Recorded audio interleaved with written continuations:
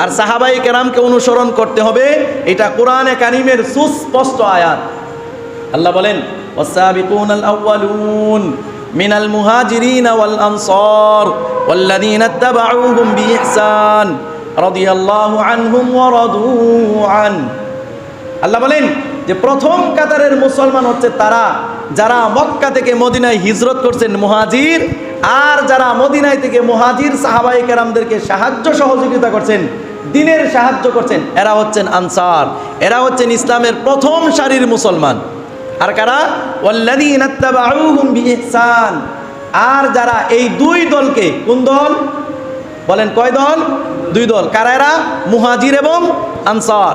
এদেরকে যারা অনুসরণ করছে, ওয়াল্লাযীনা ইত্তাবাউহুম বিইহসান, একনিষ্ঠভাবে নির্দ্বিধায় যারা মুহাজির আর আনসারদেরকে অনুসরণ করছে, এরাই প্রথম সারির মুসলমান।